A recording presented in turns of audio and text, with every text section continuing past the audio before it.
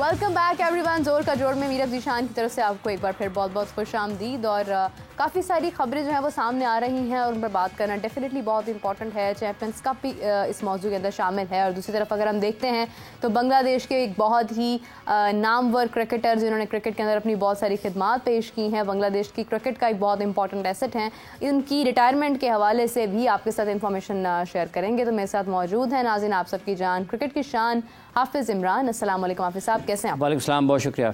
हाफिज़ साहब, सबसे पहले बात करना चाहूँगी शकीबुल हसन जिन्होंने अभी रिसेंटली अपनी रिटायरमेंट का ऐलान किया है, जिसमें वो टेस्ट और T20 से रिटायरमेंट जो है वो उन्होंने अनाउंसमेंट कर दी है। उस हवाले से हाफिज़ साहब क्या कहेंगे शकीबुल हसन के बारे में? बांग्लादेश के बहुत इंपॉर्टेंट प्लेयर हैं। देखिए, एक अरसे तक उन्होंने आज बांग्लादेश की क्रिकेट अगर एक अच्छी सतह पर नज़र आ रही है तो उसमें चंद खिलाड़ियों का बड़ा किरदार है और शकीबुल हसन उसमें एक नुमाया नाम है बांग्लादेश की क्रिकेट का।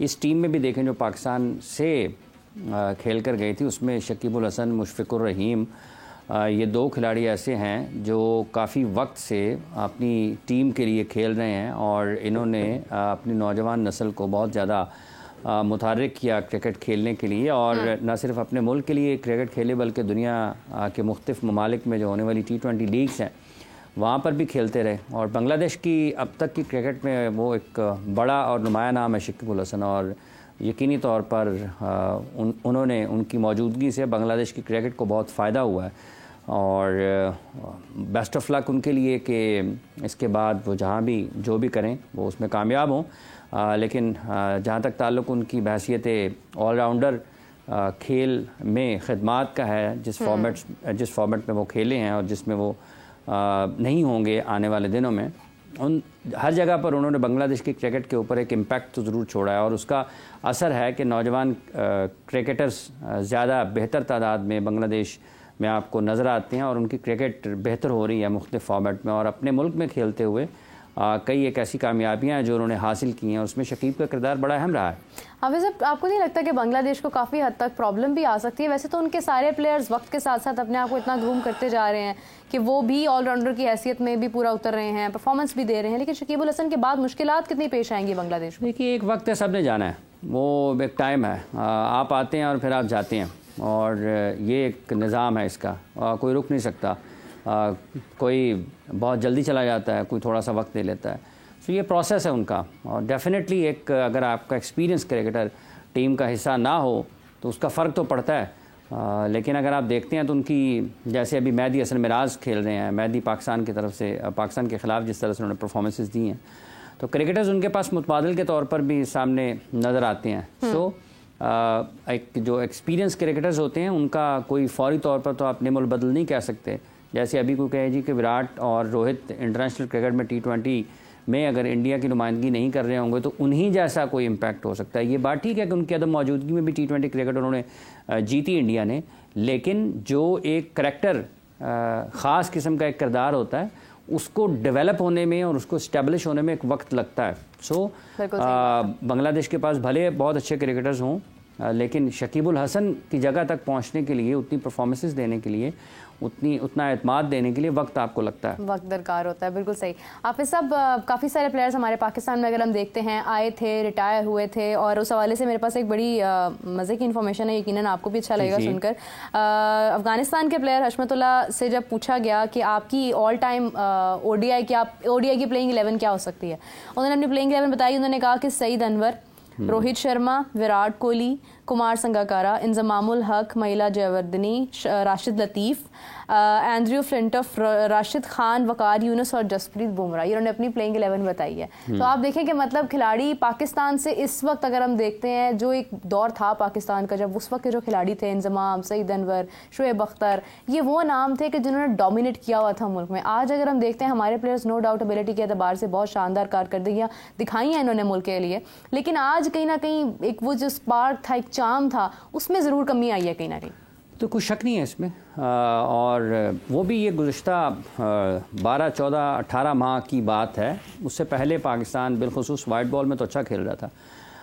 जहाँ तक ताल्लुक़ पाकिस्तान के अजीम खिलाड़ियों का है, जिस तरह से इसमें भी सईद अनवर भी नज़र आते हैं और इंजमामुल हक भी नज़र आते हैं, तो परफॉर्मेंस बेस्ड बाज़ औक़ात ये लोग उसके ऊपर बहस करते हैं कि सईद से ज़्यादा बेहतर और होंगे, लेकिन हर किसी की अपनी पसंद है।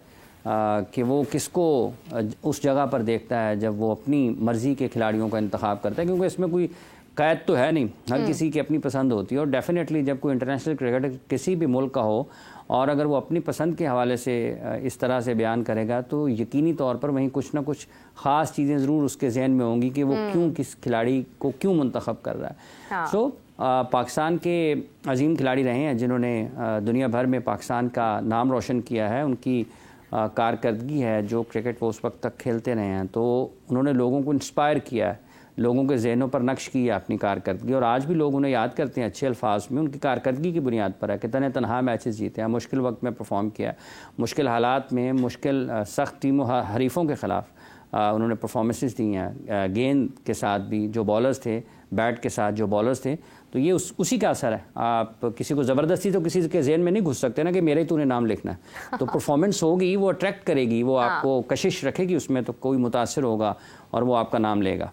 बिल्कुल सही बात है। हाफिज़ साहब, आपकी गुफ्तगू में इतना एक दिलचस्पी का अंसर पाया जाता है कि उसकी वजह से ना सवाल दिल में आने लग जाते हैं, ज़हन गुमान में होते भी नहीं है, लेकिन हाफिज़ साहब को देखकर सवाल आने लग जाते हैं। हाफिज़ साहब, अभी चैंपियंस कप जारी है, अगर हम देखते हैं तो बहुत सारे प्लेयर्स के अंदर कारकर्दगी अपनी पेश कर रहे थे, लेकिन उसके बाद कनेक्शन कैंप हुआ, उसके बाद स्क्वाड अनाउंस हुआ और कहा गया कि स्क्वाड के अंदर जो लोग शामिल हैं वो चैंपियंस कप नहीं खेलेंगे, बाकी लोग जो है उसकी नुमाइंदगी करेंगे। कामरान गुलाम के हवाले से हमने पहले भी बहुत बार बात की है और अभी रिसेंटली अहमद शहजाद ने भी उनके हवाले से अपना क्वेश्चन रेज किया कि उन्हें शामिल होना चाहिए था, जिसके अंदर हम देख रहे हैं कि पीसीबी की जाने से भी एक पैगाम सामने आया कि उन्होंने कहा कि ठीक है वो अपनी खिदमात पेश कर रहे हैं अभी जब तक के लिए, तो उस वक्त के लिए कोई ऐसा जो है वो भी फिलहाल उनकी शमूलियत नहीं है। रिजर्व प्लेयर्स के हवाले से हाफिज़ साहब बात हो रही है कि शायद कामरान गुलाम को, मोहम्मद अली को, एक आधा और प्लेयर ऐसा हो जिसको जो है वो आगे शामिल किया जाए, स्क्वाड में तब्दीली कहीं ना कहीं हो सकती है। हाफिज़ साहब, आपको नहीं लगता कि हम पहले फैसला लेते हैं फिर हम खुद ही उस फैसले में यूटर्न लेते हैं? हम पहले क्यों नहीं वो चीज़ें सोच लेते हैं जिनका जवाब हमें अच्छी तरह से मालूम होता है कि आने वाले वक्त में ये सवालात उठने हैं? हम इतनी लेट क्यों फैसले करते हैं? देखिए, पाकिस्तान क्रिकेट बोर्ड ने ऐलान किया है, वो कुछ इस तरीके से है कि लेग स्पिनर जाहिद महमूद जो है वो 16वें खिलाड़ी के तौर पर मुल्तान टेस्ट में प्री टेस्ट कैंप में शिरकत करेंगे। 7 अक्टूबर से होने वाले पहले टेस्ट के लिए पाकिस्तान स्क्वाड को कम करके 15 रुकनी कर दिया जाएगा। कामरान गुलाम और मोहम्मद अली रिजर्व होंगे, लेकिन डोमेस्टिक मैचेस खेलते रहेंगे ताकि वो मैच के लिए तैयार रहें। ये भी बताया गया है कि तीनों खिलाड़ी पाकिस्तान टेस्ट टीम के सेटअप का हिस्सा हैं, लेकिन होम टेस्ट के लिए 15 खिलाड़ी क्रिकेट और लॉजिस्टिक वजूहात की बिना पर काफ़ी हैं। कामरान गुलाम और मोहम्मद अली डगआउट में बैठने के बजाय ज़्यादा फ़ायदा डोमेस्टिक क्रिकेट खेलने से होगा। तो एक किस्म की ना आपको मुबहम चीज़ें नज़र आती हैं। आपके जहन में अगर एक बिल्कुल यकसुई के साथ हों चीज़ें, मुख्तलिफ चीज़ें ना भाग दौड़ रही हों, तो आपको कोई मसला होता नहीं है कि क्या ये जो अभी उन्होंने अपडेट किया है स्क्वाड के ऊपर, इसके बताने का क्या मकसद है। कल उन्होंने कहा, जो पाकिस्तान क्रिकेट बोर्ड ने कल ही जारी किया कि ये हमारे मुस्तकबिल के प्लान्स का हिस्सा है। तो आज जब आपने कल ये जारी कर दी, टीम पहले टेस्ट मैच के लिए अनाउंस कर दी और आपने उसमें ये लिख दिया कि हमारे मुस्तकबिल के प्लान सिलेक्शन के प्लान्स का हिस्सा हैं, फिर उसमें ये चीज़ें करने की ज़रूरत क्या है? क्लैरिटी होनी चाहिए आपके पास। आप वेदर टीम के साथ हैं, आप नहीं हैं, बात ख़त्म है। प्री टेस्ट कैंप उसमें आप चले जाएंगे, आप उसमें चले जाएंगे, इसकी कोई दलील इस तरीके से नज़र नहीं आती है। कामरान गुलाम को स्क्वाड का हिस्सा होना चाहिए था तो स्क्वाड का हिस्सा होना चाहिए था। ठीक है, अगर नहीं है तो बस ठीक है, उनसे कहीं आप डोमेस्टिक मैचेस खेलें, टीम को ज़रूरत पड़ेगी आप आ जाएं, बात ख़त्म है।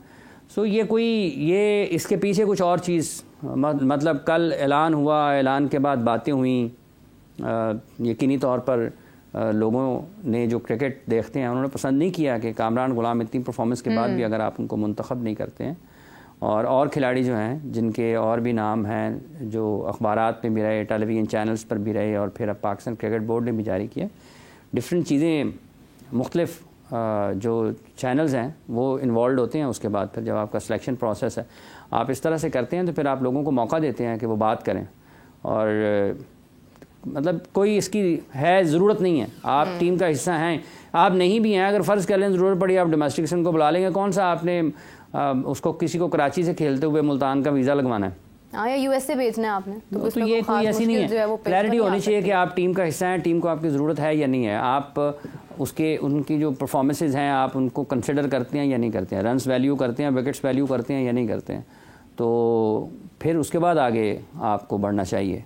ठीक है, अब उन्होंने कहा है, ठीक है, अच्छी बात है अगर उन्होंने इस तरीके से भी सोचा है, लेकिन यह है कि ये कल ही टीम अनाउंस की है, 24 घंटे गुजरे हैं और आप 24 घंटे भी पता नहीं गुजरे हैं कि नहीं गुजरे हैं, उसके बाद ही आपने अपने ही ऐलान के ऊपर एक और ऐलान कर दिया। ठीक है, बस ये इसी वजह से मसाइल आते हैं। क्या वजह है? मतलब देखें, एक अच्छी खासी पाकिस्तान की क्रिकेट थी जिसके अंदर एक फैसले जो है वो भी मतलब एक मजबूत, एक ठोस फैसले होते थे। फैसले पहले भी ऐसे बहुत से होते थे, यानी है कि आज ही कुछ इस किस्म के हमें अजीब मिसले हैं, ये पहले भी ऐसे होता था, लेकिन इतने तसलसल के साथ और इतनी शिद्दत के साथ नहीं होती थी, इतनी ज़्यादा नहीं है कि आप 24 घंटे में बदल जाएंगे। पहले भी ऐसे होता था, जाना किसी और ने होता था, चला कोई और जाता था। जैसे मतलब इश्तहार जारी करने से पहले आपने बंदा सिलेक्ट कर लिया, वह इश्तहार आप बाद में जारी करें, लेकिन वही बात है ना कि अब जाकर तो मतलब ऐसे महसूस ही नहीं हो रहा है। अब देखिए अफगानिस्तान है, अफगानिस्तान का कोई स्ट्रक्चर तो नहीं है, इंडिया के अंदर जाकर वो अपने टेस्ट खेल रहे हैं, वहाँ पर भी कोशिशें कर रहे हैं, रैंकिंग के अंदर टॉप 10 में आ रहे हैं, मतलब उनकी कोशिशें जारी हैं। लेकिन पाकिस्तान के पास हर चीज़ मौजूद है, अल्लाह का दिया हुआ सारा एक आप देखें कि हर तरह का निज़ाम मौजूद है, उसके बावजूद हम लोग गलतियों पर गलतियाँ करते चले जा रहे हैं। हाफिज़ साहब, आगे हमारा इंग्लैंड के साथ टेस्ट है और उसके अंदर अभी हम देखते हैं जो चैंपियंस कप, क्योंकि वनडे फॉर्मेट था, टेस्ट के अंदर क्या होता है कोई खास क्लैरिटी नहीं है उस चीज़ की। कोई एक ऐसी मतलब हम कह सकते हैं कि शायद अगर हम देखें कंडीशंस को समझते हुए, स्क्वाड को देखते हुए कुछ बेहतर हो सकता है। देखिए, अब ये टेस्ट मैच का स्क्वाड उन्होंने ऐलान किया है पहले टेस्ट मैच का, अब ये इन्हिसार है ना कि स्क्वाड का तो ऐलान हो गया है, जो आपके पास प्लेयर्स हैं, आप किस हिकमत अमली के साथ जाते हैं, पिच क्या तैयार होती है और कैसे आप रिस्पॉन्ड करते हैं पहले टेस्ट मैच में, तो ये तो अब टेस्ट मैच के शुरू होने के बाद उसके बारे में कोई बात की जा सकती है। चूँकि यही प्लेयर्स आपके पास थे, आप ज़्यादा से ज़्यादा क्या कर सकते हैं, एक आध को आप फ़लाँ की जगह पर फ़लाँ को रख लें या फ़लाँ की जगह पर फ़लाँ को रख लें, इससे ज़्यादा तो आप कुछ नहीं कर सकते हैं। चैम्पियंस कप एक डिफरेंट किस्म का फॉर्मेट है। टेस्ट क्रिकेट आप अगर खेलना थी पाकिस्तान ने अक्टूबर में, तो अगर वो 4 डे टूर्नामेंट हो रहा होता तो आपको ज़्यादा बेहतर आइडिया के साथ होते, लेकिन अब वो सारा ख़त्म हो गया हुआ है एक तरीके से। तो अब तो ये सारी नज़रें वहाँ पर हैं, किस तरह से आगाज़ होता है टेस्ट मैच का। तो जब टेस्ट मैच का आगाज़ होगा, यही पाकिस्तान के पास प्लेयर्स हैं, ये क्या अपनी सलाहियतों के मुताबिक और तवक्कुआत के मुताबिक खेल का मुजाहरा करते हैं या नहीं करते हैं, हिकमत अमली क्या होती है, प्लेइंग 11 क्या होती है, सेशन कैसे प्लान किए जाते हैं, प्लेयर्स का इस्तेमाल कैसे होता है, टाइमली रिस्पॉन्ड करते हैं या नहीं करते हैं। सो जब टेस्ट मैच शुरू होगा, दरअसल इम्तहान शुरू होगा, उस वक्त पता लगेगा कि क्या आपके फ़ैसले दुरुस्त हैं या नहीं हैं। हाफिज़ साहब, ये अगर हम देखें तो हमारे जो रेड बॉल के कोच हैं जयसिंह गिलेस्पी साहब, उनका भी कहना है कि एतमाद की ज़रूरत है, खिलाड़ियों के ऊपर अभी हमें एतमाद करना है, खिलाड़ियों का ख़ुद भी कहना है कि हम पर एतमाद करें। तो अगर एतमाद तो हम देखें मतलब कई अरसे से कर रहे हैं, जब से पाकिस्तान हारता जा रहा है हम एतमाद कर रहे हैं, USA से हारने के बाद भी हमने एतमाद ज़ाहिर किया, हमने ये कहा कि अब बांग्लादेश का आगे टेस्ट है, फौरी तौर पर हम टॉप प्लेयर्स को इग्नोर भी नहीं कर सकते हैं, उसके बाद हम अपनी होम ग्राउंड्स में हार गए। मज़ीद कितना एतमाद जो है वो करने की ज़रूरत है हमें? देखिए, इस एतमाद से मुराद ये है जो उन्होंने कप्तान की तब्दीली के हवाले से बातें थी कि हमें एतमाद जो है वो उन पर करना है जिनको हमने कप्तान बनाया है। हाँ। तो ये एक पहलू है उसका कप्तानी के मामले में कि अगर आप शाहीन को 5 मैचेस के बाद कप्तानी से हटाते हैं और लोग उसके ऊपर तनकीद करते हैं कि ये दुरुस्त या मुनासिब फ़ैसला नहीं था, तो क्या शान को 5 मैचों के बाद कप्तानी से हटा देना चाहिए? क्या ये दुरुस्त फ़ैसला होगा? तो इस तनाजुर में उनका ये मानना है कि एतमाद की ज़रूरत है और तसलसल के साथ आगे बढ़ना चाहिए, क्योंकि 3 टेस्ट मैचेस पाकिस्तान बांग्लादेश खेला था ऑस्ट्रेलिया में, वो हारा, 2 पाकिस्तान बांग्लादेश के ख़िलाफ़ पाकिस्तान में खेला, वो हारा। तो ऑस्ट्रेलिया में तो कौन सा ऐसा कप्तान है जो इससे पहले हमेशा जीत के आए और शान मसूद हार गए, इस बुनियाद पर उनको कप्तानी से हटा दिया जाए? तो ये एक मुख्तलिफ किस्म की बहस है। इस पे क्या सिर्फ कप्तान जिम्मेदार है? क्या कोच ने अपना काम किया? क्या बाकी खिलाड़ियों ने अपना काम किया? ठीक है, तो ये एक तफसीली गुफ्तगू इसके ऊपर होती है। लेकिन यहाँ पर जो उनका एतमाद से मुराद हुई है कि हमने कप्तान को एतमाद देना है, तो आप नहीं कर सकते इतनी जल्दी तब्दीली किसी भी जगह पर कि आप 3 मैचेस के बाद या 5 मैचेस के बाद कप्तान बदलना शुरू कर देंगे, तो फिर आप कैसे इस टीम को चलाएंगे जिसमें शाहीन भी कप्तान की हैसियत कप्तानी कर चुके हैं, जिसमें रिजवान भी कप्तानी कर चुके हैं, जिसमें बाबर भी कर चुके हैं, जिसमें शादाब इस स्क्वाड का हिस्सा तो नहीं है टेस्ट मैच का, लेकिन जब वो वाइट बॉल में आते हैं तो वो भी कप्तानी कर चुके हैं, फिर और शान अभी कप्तानी कर रहे हैं। तो किस को, और सरफराज अहमद स्क्वाड का हिस्सा है, सरफराज भी पाकिस्तान के कप्तान रहे हैं, तो किस तरीके से आप किसी एक और नए को बनाएंगे? तो ये हैं चीज़ें, लोगों के इसके ऊपर मुख्तलिफ ख्यालात हैं कि होना चाहिए या नहीं होना चाहिए, लेकिन आप किसी को कप्तान बनाते हैं, आप फिर आपको या तो बनाने से पहले सोचें तमाम चीज़ों को, और क्या आप उस वक्त तब्दीली करनी चाहिए थी या नहीं करनी चाहिए, तो उसके बाद उसको क्या माहौल देना चाहिए था। तो मुख्तलिफ चीज़ें हैं जिनके ऊपर बात हो सकती है, लेकिन अब हारून रशीद साहब ने, जैसे मैंने कल भी इसका इजहार किया था कि उन्होंने कहा कि आप कप्तानी हमारी टीम में आने के बाद लोग सीखते हैं। इन्होंने मेरे ख्याल से साउथ शकील के हवाले से भी गुफ्तगू की थी कि साउथ शकील को वाइस कैप्टन आपने बना दिया, आपको रिजवान को जो है वो वाइस कैप्टन बनाना चाहिए था। चले कप्तान ना सही, वाइस कैप्टन वो होते, एक प्रोसेस होता। तो हाफिज साहब, ये जो कैप्टनसी का एक जो इशू है, मतलब हम देखें कोई परफॉर्मेंस अच्छी दे रहा है तो उसको तो कप्तान नहीं बना सकते हैं हम। नंबर 1 से एक प्रोसेस के थ्रू से शुरू से तो किसी को कप्तान कंसिडर ही नहीं करते आए हैं। What would you say about that? देखिए, रिजवान अब तो वाइस कैप्टन ही बनते ना, अब तो वो अपने करियर की उस जगह पर हैं जहाँ पर उनको आप हैसियत कप्तान ही देख सकते हैं। मतलब उन्होंने सारी उम्र नायब कप्तान की हैसियत से तो रिटायर नहीं होना, कि मतलब जब वो रिटायर हो इंटरनेशनल क्रिकेट से कि उनके नाम के आगे लिखा हो साबिक नायब कप्तान पाकिस्तान क्रिकेट टीम, तो ये नहीं हो सकता। वो अब कप्तान ही होंगे जब भी होंगे। और अगर आपने किसी को तैयार करना है तो वो आप किसी नए खिलाड़ी को ही वाइस कैप्टन जो है वो मुकर्रर करेंगे, शान का या बाबर का या किसी भी और खिलाड़ी का, जो भी आपका टेस्ट में या वनडे में कप्तान है। तो किसी आप नौजवान खिलाड़ी की तरफ जाएंगे जो जिसका भी करियर आपको आगे जाकर नज़र आ रहा हो। तो रिजवान के हवाले से तो ये क्लैरिटी है, अगर वो हैं तो वो कप्तान ही बनते हैं, वो वाइस कप्तान अब नहीं बनते शान मसूद के। ये बिल्कुल तयशुदा चीज़ है। अगर बनाते हैं तो ये कोई इतनी अच्छी चीज़ नहीं है। उसकी वजह यह है कि आप 1 साल के बाद रिजवान को कप्तान बनाएंगे, अगले साल आप फिर रिजवान का वाइस कैप्टन किसी और को बनाएंगे, रिजवान चले जाएंगे, तो क्या आप 2 साल में वो तैयार कर लेंगे कप्तान जो कि आपको मुस्तकबिल में आगे लेकर जा सकता है? तो ये मेरा नहीं ख्याल कि ये कोई इतना ज़्यादा ख्याल जो है वो मकबूल हो सकता है कि रिजवान को इस वक्त वाइस कैप्टन बनाया जाए। इस वक्त जो हैं अब ने इन्हीं के साथ चलना है। अब आप बाबर भी 2025 की चैंपियंस ट्रॉफी तक अब उनको कप्तानी करनी चाहिए अगर पाकिस्तान क्रिकेट बोर्ड ने उन्हें बनाया है। शान को अगर कप्तान बनाया है तो शान को कप्तानी करनी चाहिए, कतई नज़र इसके कि हारे टीम या जीते। इस वक्त में जब आपके 5 टेस्ट मैचेस हार चुके हैं, अब आपको अपनी टीम को ठीक करना है।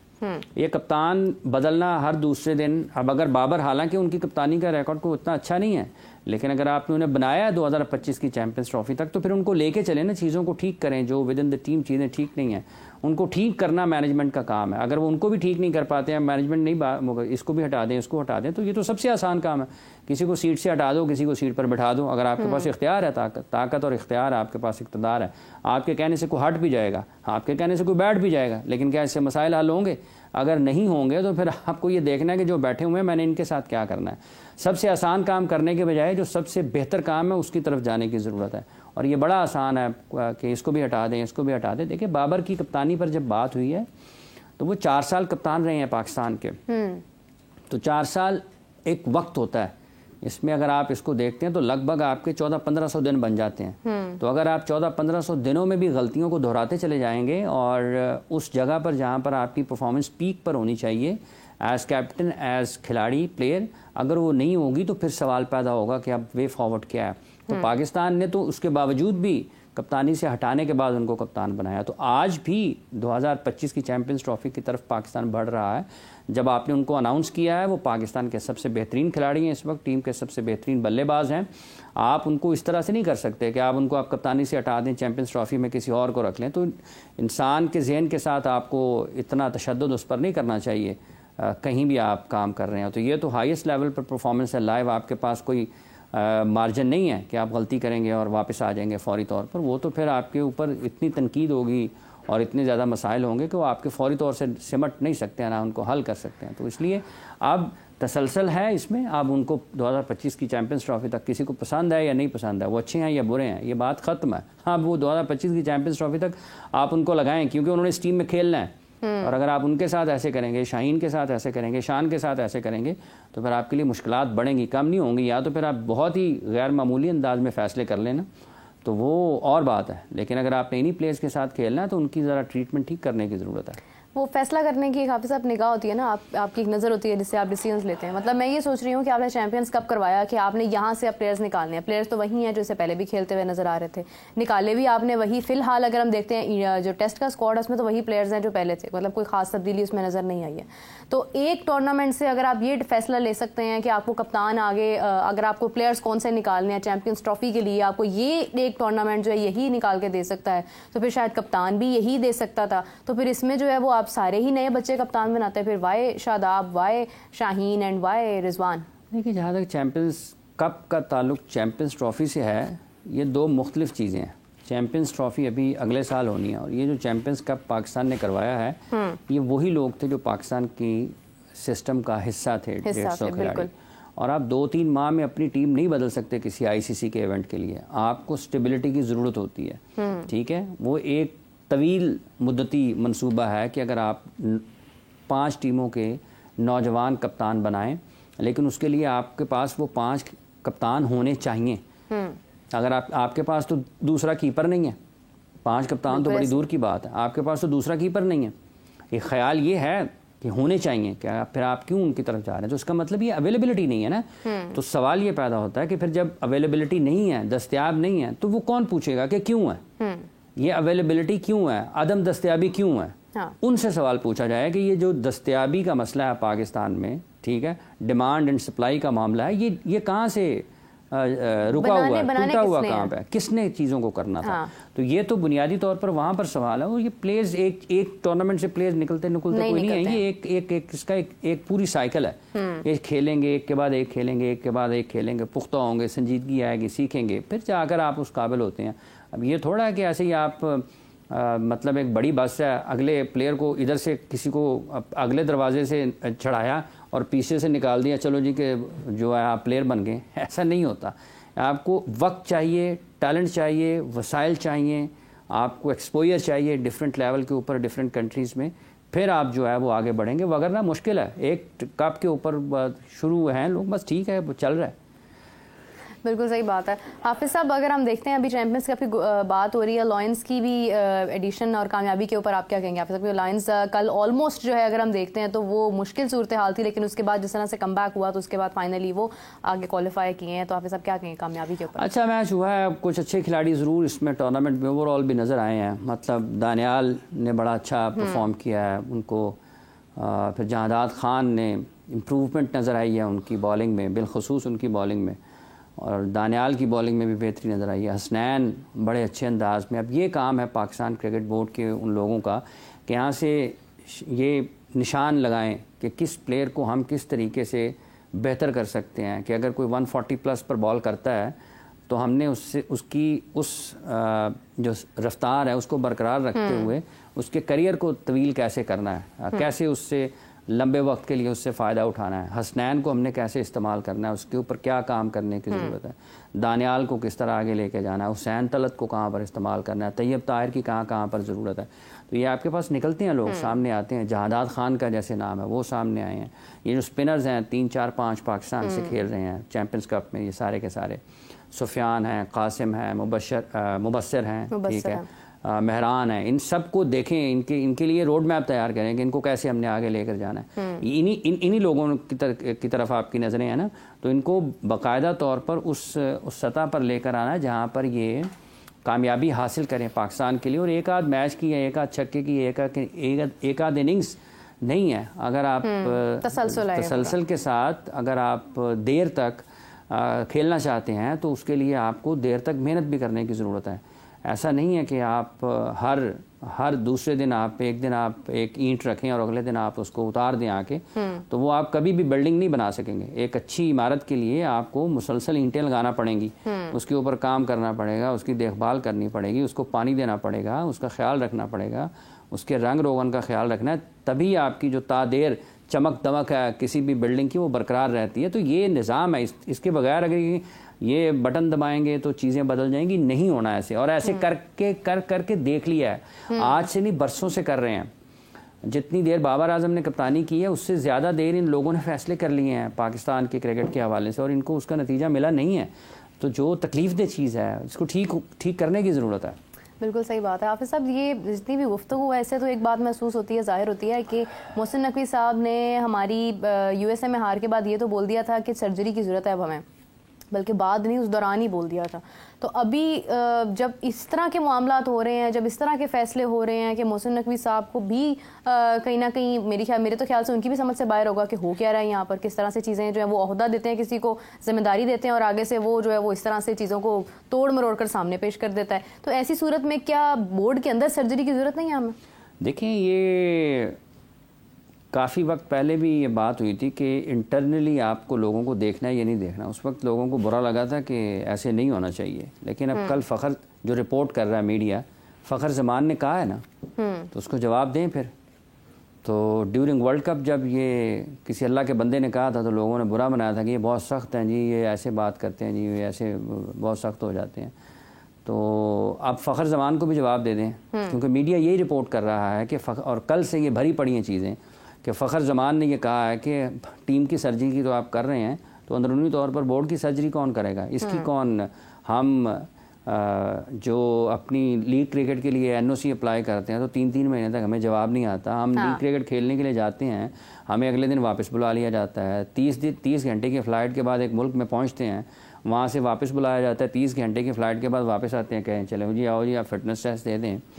तो ये कौन करता है? ये कोई प्लेयर तो नहीं करता ना। तो ये आपके जो लिंक हैं वो मिसिंग है, सारे की सारी चीज़ें अपनी जगह से हिली हुई हैं। तो ये सारे सवाल जाते किस तरफ हैं? सारे सवाल जाते उन 5-4 लोगों की तरफ हैं जिन्होंने काले चश्मे पहन के नज़र आते हैं अपनी पाकिस्तान क्रिकेट की राहदारियों में, क्रिकेट बोर्ड की राहदारियों में। और वो जो काले चश्मे हैं वो सारा पाकिस्तान की क्रिकेट का जो नक्शा है वो उन्होंने स्याह कर दिया सारी दुनिया के सामने।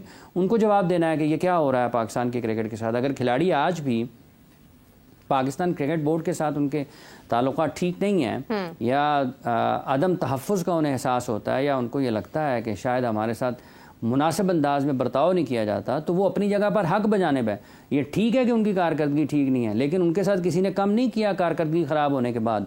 लोगों ने बहुत शदीद तरीके से तनकीद की है पाकिस्तान टीम के खिलाड़ियों पर। उसका ताल्लुक इससे तो नहीं है कि आप उन्हें रिस्पॉन्ड ना करें। ठीक है, जैसे मेरे ख्याल से उसामा मीर ने शायद खुद कांटेक्ट किया था मोहसिन नकवी साहब को, ये जब उन्होंने खेलना था उसमें, तो ये आपके लिंक मिसिंग है ना। खिलाड़ियों के साथ अगर किसी ने नहीं उनको बख्शा ख़राब कारकर्दगी के बाद, तो उस जगह तक भी तो जाने की ज़रूरत है ना कि क्या वाकई सब जगह पर खिलाड़ी जिम्मेदार हैं। अपनी अपनी जगह पर ठीक है, उनको मसाइल हैं उनके साथ और उनको ठीक होना चाहिए, लेकिन जहाँ पर इंतजामी चीज़ें हैं उसकी तरफ तो भी तो तवज्जो देने की ज़रूरत है ना कि कौन कर रहा है। ये जो चीफ ऑपरेटिंग ऑफिसर है पाकिस्तान क्रिकेट बोर्ड का, ये क्या कर रहा है? ठीक है जी, ये जो डायरेक्टर इंटरनेशनल है ये साहब क्या करते हैं?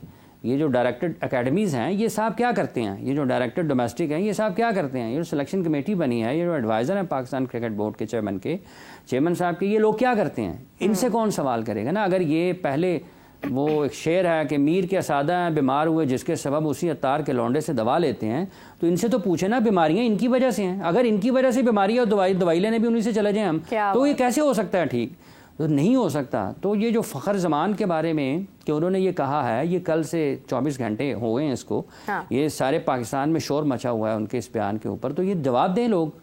इसके ऊपर भी तो तवज्जो देने की ज़रूरत है ना। तो मेरा ख्याल है कि ये जैसे क्रिकेटर्स को बुलाया था पाकिस्तान क्रिकेट बोर्ड के चेयरमैन साहब ने, और अच्छी चीज़ है अगर वो खुद कुछ करना चाह रहे हैं, तो मेरा ख्याल है कि साबिक क्रिकेटर्स को एक मरतबा फिर बुलाएं और उनसे पूछें कि ये कौन है, कौन लोग हैं जिनकी वजह से। सिर्फ एक सेमिनार इसके ऊपर ही रख लें, एक मीटिंग इसके ऊपर रख लें, ये किसकी वजह से खराबी। तो अगर वो 20-25 लोग ये कहें कि खराबी की जो असल में जहाँ से ये आग जहाँ पर लगी हुई है, और जिसके धुएं की वजह से लोग सारी आंखें बंद करके बैठे हैं, वो धुआं कहाँ से उठ रहा है, आग कहाँ पर लगी हुई है। तो अगर तो वो इत्तफाक़े राय हो जाता है कि किसी एक जगह से आग लगी हुई है, तो फिर उन 4-5 कुर्सियों के बारे में सोचें कि उनके बारे में क्या कर रहा है।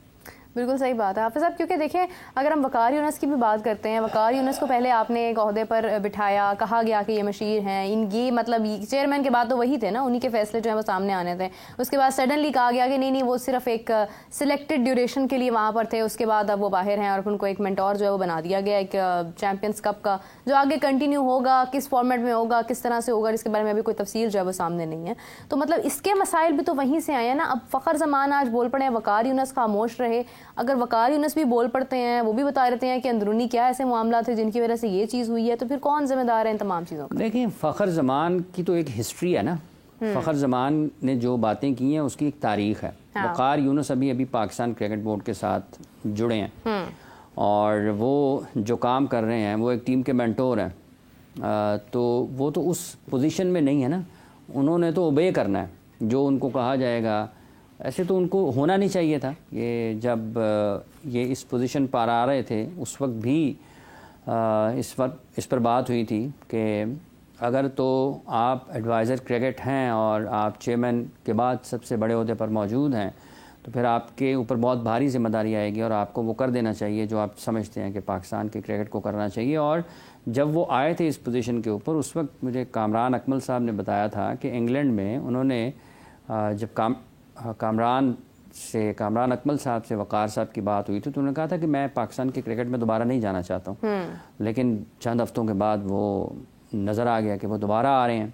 उस वक्त भी लोगों ने इस ख्याल ये इजहार किया था कि अब इनको वो कर देना चाहिए जो पाकिस्तान के क्रिकेट को जिसकी ज़रूरत है, लेकिन वो बजाय इसके कि वो ख़ुद करते उनको उन्होंने मेंटोर लगा दिया। तो ये ज़रूरत नहीं है। ये इवन मिसबा की, मिसबाउल हक साहब की, सरफराज अहमद साहब की, शुएब मलिक साहब की, वक़ार यूनुस साहब की, सकलैन मुश्ताक साहब की, कि वो मेंटोर बने पाकिस्तान की चैम्पियंस कप ये जो किसी भी टीम के, और कहें जी यहाँ से कुछ बहुत, ये यहाँ पर इश्यूज़ हैं ही नहीं। इश्यूज़ किसी और जगह पर हैं और इश्यूज़ किसी और जगह पर हैं। काम किसी और जगह पर करने की ज़रूरत है। ये इसके मुख्तलिफ़ पहलू हैं।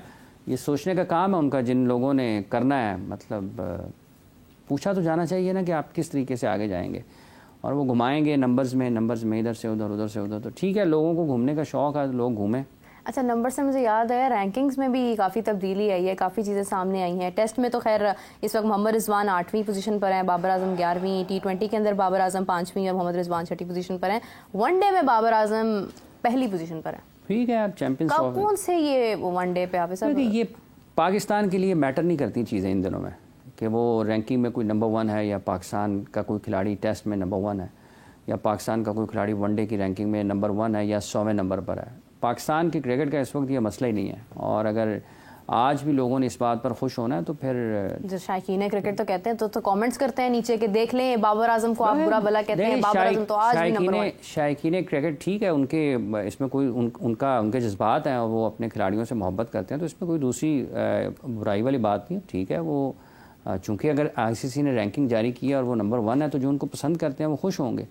पाकिस्तान की क्रिकेट के लिए ICC की रैंकिंग में पाकिस्तान की टीम के खिलाड़ियों का इनफरादी पोजीशन में 1 नंबर पर होना या 100वें नंबर पर होना पाकिस्तान के लिए इस वक्त उसकी अहमियत ही नहीं है। पाकिस्तान की क्रिकेट को ज़रूरत किसी और चीज़ की है, और अगर सिर्फ इसी चीज़ की ज़रूरत है कि हमारा कोई खिलाड़ी रैंकिंग में नंबर 1 है और टीम आपकी मतलब है कि 2023 के वर्ल्ड कप के बाद अभी तक कोई ODI मैच नहीं खेली, मेरा ख्याल है नहीं खेली है शायद, तो फिर कोई अकल, कोई फ़िक्र, कोई गौर करने की चीज़ है ना कि मेरा ख्याल है कि पाकिस्तान 2023 के वर्ल्ड कप के बाद कोई वनडे मैच नहीं खेला, क्योंकि T20 सीरीज़ आपकी हुई है, टेस्ट हुआ है, तो क्या हैसियत है उसकी, जो आप खेले हैं उस दौरान आप हारे हैं। तो पाकिस्तान के लिए मसला और है, और यही वो एक पहलू है जो कि बड़े नामुनासिब अंदाज में जिसको देखा गया और उसकी वजह से पाकिस्तान को नुकसान हुआ काफ़ी। बिल्कुल सही बात है। खैर हाफिज़ साहब, काफ़ी सारी बातें मज़ीद डिस्कस करनी थी आपके साथ, लेकिन वक्त हमारे पास भी अभी कम है। जाते रहते एक और बात आपसे पूछना चाहूँगी कि अभी फ़िलहाल क्योंकि चैम्पियंस कप जारी है और ये जो एक फैक्टर है क्राउड का, इंटरेस्ट का, वो अभी भी वैसे ही जारी है जैसे मतलब पहले दिन था। फैसलाबाद के लोगों ने पूरा एक भरपूर इंटरेस्ट शो किया है, जबकि अभी इस वक्त टॉप क्रिकेटर्स भी इसका हिस्सा जो है वो आगे शायद नहीं होंगे, चंद ही मैचेस बाकी हैं। आप सब क्या उम्मीद कर रहे हैं, कौन से प्लेयर्स जो हैं वो सामने आ सकेंगे जो कि हमें महसूस हो कि ये रिजल्ट्स के बाद फाइनली ये चैंपियंस कप ने हमें ये प्लेयर्स जो हैं वो दिए हैं? देखिए यही हैं सारे आपके जिन्होंने खेले हैं ना। तैयब ताहिर बड़ा अच्छा खेले, हुसैन तलत अच्छा खेले, जहादात खान ने अच्छा खेला, दानियाल ने अच्छी गेंदबाजी का मुजाहरा किया, कामरान गुलाम ने रन्स किए, हसनैन ने बड़ी अच्छी गेंदबाजी का मुजाहरा किया। आपके स्पिनर्स का आपको पता चला है कि वो कैसा खेल सकते हैं, कहाँ पर उनको आगे जाने की ज़रूरत है। मुबस्सिर ने कहीं अच्छा परफॉर्म किया। उसके अलावा अगर कोई हसनैन का जैसा मैंने जिक्र किया, तो ये हैं आपके पास जो जिनके ऊपर आप लगे हुए थे। तो अब देखना ही है कि इनके अलावा तो और कोई नहीं खेला, जो परफॉर्मेंसेज हैं वो सबके सामने हैं। लेकिन ये जो आपके पास हैं प्लेयर्स मुख्तलिफ शोबों में, ऑलराउंडर्स की हैसियत से, फास्ट बॉलिंग में, स्पिनर्स में, बैटर्स में, इनके लिए पाथवे बेहतर बनाने की ज़रूरत है ताकि इनकी सलाहियतें जो है वो निखरें और इनमें पुख्तगी आए और ये अपने आप को फ़िज़िकली मेंटली फ़िट करें हाईएस्ट लेवल पर जाने के लिए, और पाकिस्तान के लिए ज़्यादा बेहतर तरीके से नताइज में अपना किरदार अदा करें। बिल्कुल सही बात है। थैंक यू सो मच हाफिज़ साहब, बहुत शुक्रिया आपका हमें ज्वाइन करने का। और जैसे कि काफ़ी सारी गुफ्तगू हमने की, चैंपियंस कप जारी है, चंद ही दिन बाकी हैं और उसके बाद ये तमाम प्लेयर्स जिनके नाम हाफिज़ साहब ने अभी लिए हैं हमारे सामने आएंगे और हम उम्मीद करते हैं कि इनके लिए एक पाथवे ऐसा बनाया जाए, इनको ऐसे मौके फराहम किए जाएँ कि आने वाले वक्त में हमारे लिए एक उभरता सितारा बन सकें, ना कि उनकी ये मेहनत और उनकी ये कोशिश इस तरह से रह जाए कि हमें इनके नाम भी याद ना रहें। इसी के साथ मुझे और हाफिज़ साहब को इजाज़त दीजिए, आपसे फिर मुलाकात होती है, तब तक के लिए अल्लाह हाफ़िज़।